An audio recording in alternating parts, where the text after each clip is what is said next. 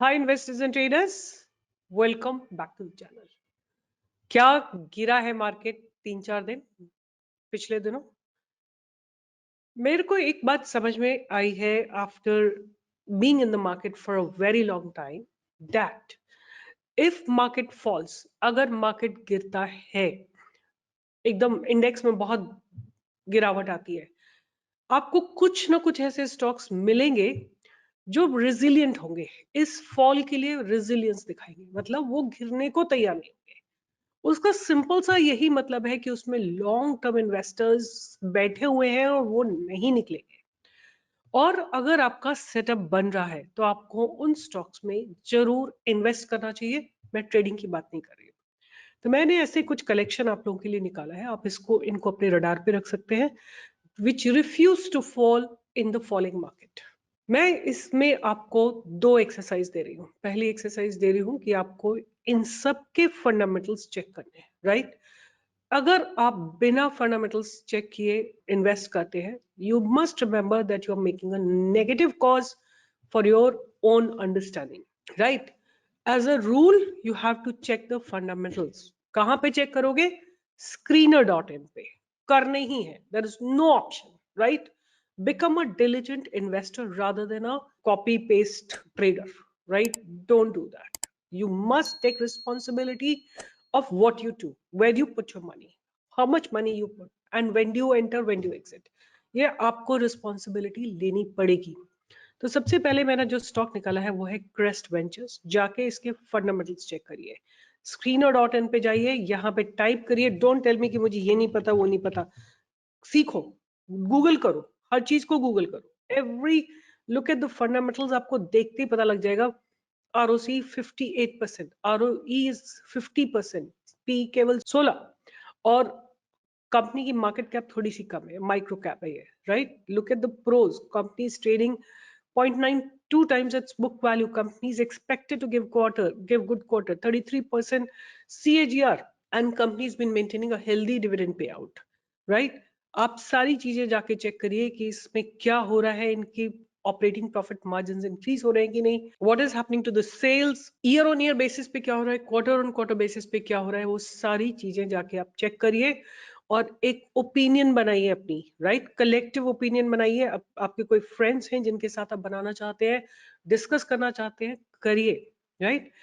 Borrowings देखिए इनकी कितनी है, रिजर्व्स कितनी है। एक चीज आपको जो नोटिस करनी है ना, वो क्या नोटिस करनी है कि सेल्स में ग्रोथ है कि नहीं। 2012 में 132 थी, फिर 139, फिर 170, 177, फिर थोड़ा डिक्लाइन है, right? There has been a decline for almost like 2016 to 2022. That means about 6 years there has been a decline. उसके बाद फिर there is a improvement, right? So all of it will help you in forming your opinion. एक एक data point को study करिए, right? Do not close your eyes and buy anything. Now, in this our buying opportunity, it has broken the past barriers today, right? It may come down and retest and bounce back from here. Okay, so this can be kept on radar. अगर ये stock गिरता है till about 280, you can again do fresh entry into it, right? दूसरा stock है Vascon Engineering. This stock has also been going horizontal for a long time, and today it has broken the past barriers, right? तो above 84, 85 आपके पास एक opportunity है, और अगर ये 73 तक गिरता है, आप इसमें और accumulation कर सकते हैं, provided the company's fundamentals are good. तो जाके check करिए, right? Don't leave it, don't believe that because I'm sharing it must be good. It's not necessary that it will happen like that. फिर है Agarwal industries, जिसमें बहुत अच्छे बिल्डअप्स हो रहे हैं। आप देखिए, what I want to show you here is that look at this, you know, support that it is getting time and again. Every time stock falls to this particular trend line, bounces from there. अभी भी इसमें bounce आया है पीछे से, and there is a probability that it will go, the moment it goes above 1100, आपको एक अच्छी एंट्री की अपॉर्चुनिटी मिलेगी अग्रवाल इंडस्ट्रीज। एक और स्टॉक बहुत बिल्डअप हो रहे हैं, इसमें स्ट्रॉन्ग बिल्डअप्स हो रहे हैं, that stock is NIT limited. जब यहाँ पे कहीं ब्रेकआउट आया था तब भी मैंने दिया था, आप लोगों को याद है कि नहीं याद है, 110 के आसपास दिया था मैंने यहाँ पे कहीं पे, और उसने जाके सीधा हाई लगाया था 154 का। अब फिर से वहां से गिर के थोड़ा सा हॉरिजॉन्टल हुआ है, स्टेबलाइज हुआ है, और हो सकता है यहाँ से आपको एक अच्छी एंट्री मिले अबव 126। अगर ये नीचे गिरता है till about 110, you can do more accumulation. And इसके टारगेट्स आपको मिलेंगे 128 के 25 26 के ऊपर अगर हम लेते हैं तो 140 150 160, और इस जगह के ऊपर अगर स्टॉक चला जाता है ये जगह के ऊपर तो आपको इसमें और भी बढ़िया मूवमेंट आता हुआ दिखाई देगा। And target till 200 can be also expected, but over 1 year. Don't think that tomorrow or the day after will happen. आज आपने 100 रुपए का लिया और कल 200 का हो जाएगा, ना ना ना, don't think like that. Okay, उसके बाद पीएनबी हाउसिंग जो आज मैंने दिया था, PNB housing and finance, this also looks very very promising.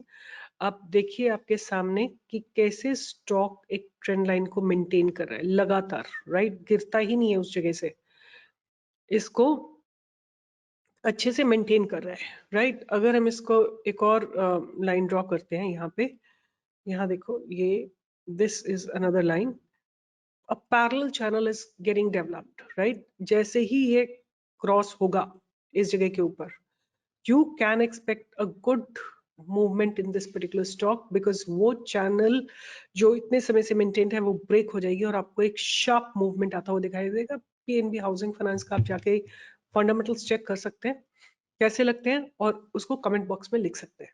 You know what I was saying, कि roughly about 300-400 people are active in writing comments which say thank you, we like your work, we made money. What I want from here is कि there are roughly about 25-30,000 views. Why don't you all write which stock looks good? किस stock में क्या negative point है, क्या positive point है, comparative study भी लिख सकते हो आप। It is going to make you help grow, and others will also learn, and others will also give their input, right? Collective study, collective decision will help us become a better trader, right? 3 4 500 people together learning, focusing on the same objective is going to make it more valuable. So मैं आप लोगों को list दे रही हूँ, आपका काम है कि इसके फंडामेंटल्स चेक करना, ठीक है। PNB housing as I told you 903 904 के ऊपर जाएगी तो आपको एक अच्छा शार्प मूव आता हुआ दिखाई देगा टुवर्ड्स 1000 1100 1200 1300 1400 1500, मतलब ऑलमोस्ट लाइक 50% तक का रिटर्न, बट 1-1.5 साल में। डोंट थिंक कि कल ही आ जाएगा परसों ही आ जाएगा, ऐसा कुछ नहीं होगा। उसके बाद मैं आपको और दे रही हूँ IREDA, right. IREDA is also kind of developing. यहाँ देखो आप, इसने एक छोटा सा यहाँ पे एक्यूमुलेशन जोन था, ब्रेकआउट के बाद मूवमेंट दिया है, और again it's getting ready for a fresh breakout about 127। Hood को भी सिमिलर सिचुएशन है, यहाँ पे इसने एक आपको एक्यूमुलेशन जोन दिया और फिर ब्रेकआउट दिया। अब इसमें फ्रेश बिल्डअप्स है, मार्केट गिरा है, but the stock has not fallen. इन सब के साथ साथ you know what I am looking at, IRFC, Ircon, RVNL, IREDA, ये 4 स्टॉक्स आपको भूलने नहीं है। ये स्टॉक्स आप रडार पे रखिए, इनमें शानदार बिल्डअप्स हैं। मार्केट गिरा, ये नहीं गिरे, आज भी इनमें बाउंस आया है। जैसे ही ये पास्ट बैरियर्स को क्रॉस करेंगे, you will be able to see some very very good move in all of them. Okay, so ये 4 स्टॉक्स आपको रडार पे रखने हैं। अब मैं आपको एक फाइनल स्टॉक दे रही हूँ, 2 स्टॉक्स दे रही हूँ, बहुत सेम कैटेगरी के हैं, सेम सेगमेंट के हैं। पहला स्टॉक है MCX, ये FNO में भी है आप लोगों के लिए अवेलेबल, और ये बहुत बढ़िया बिल्डअप्स हैं, इसमें बहुत शानदार बिल्डअप्स हैं। हमारी बाइंग की अपॉर्चुनिटी बनेगी 3250 के ऊपर। हो सकता है कल ही आपको मिल जाए अपॉर्चुनिटी, मतलब फ्राइडे को ही आपको अपॉर्चुनिटी मिल जाए, मार्केट अगर थोड़ा सा संभलेगा तो। आपका एक्यूमुलेशन जोन रहेगा 3000, मतलब 200 पॉइंट्स तक आप यहाँ पे कहीं पे भी आए ये स्टॉक नीचे थोड़ा सा आप एक्यूमुलेट कर सकते हैं, बट अबव 3250 आपके लिए श्योर शॉट बाइंग अपॉर्चुनिटी बनेगी। जो मुझे इस समय बहुत अच्छा लग रहा है, इसको मैं ऑलरेडी ट्विटर पे दे चुकी हूँ। The stock name is BSC, right. ये ऐसा स्टॉक है जो कि again which is showing a lot of resilience, a lot of strength, a lot of power, you know, where the stock, आप देखो 3 दिन में क्या, जब मार्केट गिरा है स्टॉक में क्या हुआ है, कुछ नहीं हुआ है, स्टॉक और ऊपर चला गया है, राइट।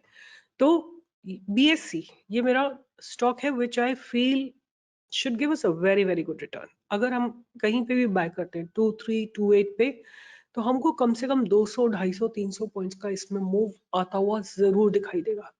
और अगर ये पास्ट बैरियर को ब्रेक कर लेगा, विच इज एट 2600, तो आपको इसमें 2800, 2900, 3000 तक के भी टारगेट्स आते हुए दिखाई देंगे। तो ध्यान में रखिएगा, MCX एंड BSE बहुत शानदार बिल्डअप्स है।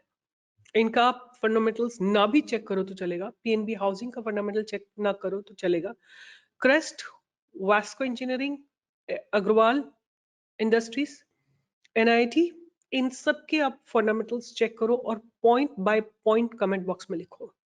अगर आप नहीं लिख रहे हो तो take responsibility of your trades, right? I am not responsible if anything goes wrong. Positives क्या है लिखिए, नेगेटिव्स क्या है लिखिए। लर्न करने का जज्बा रखते हो तो काम करने का जज्बा भी रखो, मतलब टाइम स्पेंड करना पड़ेगा मार्केट में। So these are my stocks, Crest, Vasco, Agarwal, NIT limited, PNB housing finance, MCX, BSE, हुडको, इरेडा एंड बाजल। इसका मैंने अलग वीडियो आप लोगों के लिए बना रखा है, राइट? अब बाकी मैंने चार आपको बोले थे, IRFC, RVNL, IRCON and IREDA. इनको रडार पे रखिए। huge buying is coming in a regular basis in all of them. They are not going to stop, they are rather going to move with greater speed.